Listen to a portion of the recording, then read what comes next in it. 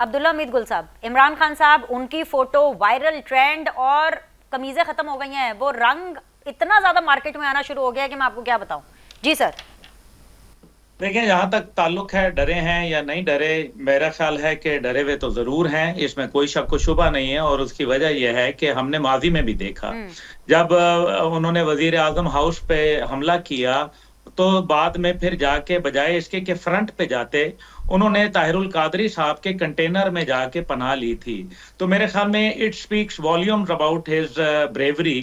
तो ये तो चलें, एक साइड के ऊपर बात करते हैं, अभी जुडिशरी के ऊपर बात करते हैं। हाँ। जुबैरी साहब ने कुछ बातें की, उनको रिस्पॉन्ड करना बड़ा जरूरी है। पहली बात यह है कि उन्होंने कहा कि जी, पार्लियामेंट के आइन के अंदर मुताबिक जो है वो जजेस जो हैं उनको आप क्वेश्चन नहीं कर सकते। क्यों नहीं कर सकते? बेशक अगर ये आइन में है तो तब भी गलत है, इसको चेंज करना चाहिए। अगर खुलफा राशिदीन का जो है मुहासबा हो सकता है, अगर नबी पाक सल्लल्लाहु अलैहि वसल्लम अपनी बेटी के लिए ये कह सकते हैं कि इसकी जगह फातिमा होती तो हम उनको जो है वो कोड़े लगवा देते, तो फिर मुझे ये बताइए कि जजेस जो हैं वो क्या हमारे नाउजुबिल्लाह नाखुदा बने बैठे हैं?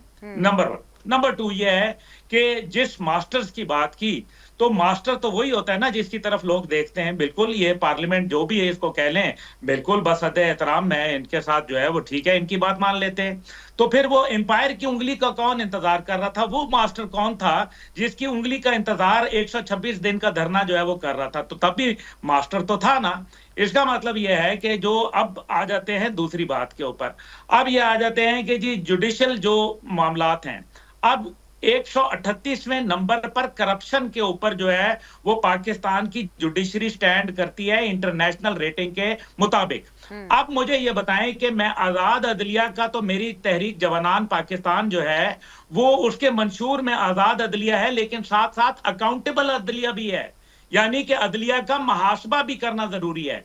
नाम बताएं, दो जजेस के मैं नाम ले रहा हूं जिनको आज पाकिस्तान की तारीख में कहा बाकिरदार कहा जा सकता है। एक जस्टिस कॉर्नीलियस और दूसरे जो है जस्टिस भगवान दास। तीसरा कोई जज का नाम बताएं जिसके ऊपर 1 रुपए का जो है वो इल्जाम ना हो या किसके ऊपर कोई स्कैंडल ना हो। आखिर क्या वजह है? ये दोनों गैर मुस्लिम थे। Unfortunately this is very sad state. मसला यहां यह है कि अगर ये तमाम मामलात अगर लोगों के पटिशनें हल कर ली जाएं, सिर्फ सियासी मुकदमात नहीं, एग्जैक्टली। बल्कि बल्कि जो आम आदमी का, अब जुडिशरी का जरा आप तरीकाकार देख लें। जो भी मुअज़्ज़िज़ जज जो है वो बड़े अदालतों में, हाई कोर्ट में या फिर सुप्रीम कोर्ट में आते हैं, उनका तरीकाकार देखें। वो या तो किसी पार्टी से जो है वो वाबस्ता होते हैं, या किसी पार्टी या सीनियर ऐसे लोगों के मुकदमात जो है वो लड़ रहे होते हैं, और उसके बाद वो जज अपॉइंट हो जाते हैं। जो नीचे से जो बाकायदा जज जो है भर्ती होके आते हैं, वो उनमें से शायद 1% भी लोग जो है वो ऊपर नहीं आते, वो नीचे सेशन कोर्ट के ऊपर फारिग हो जाते हैं। क्या ये अलमिया नहीं है?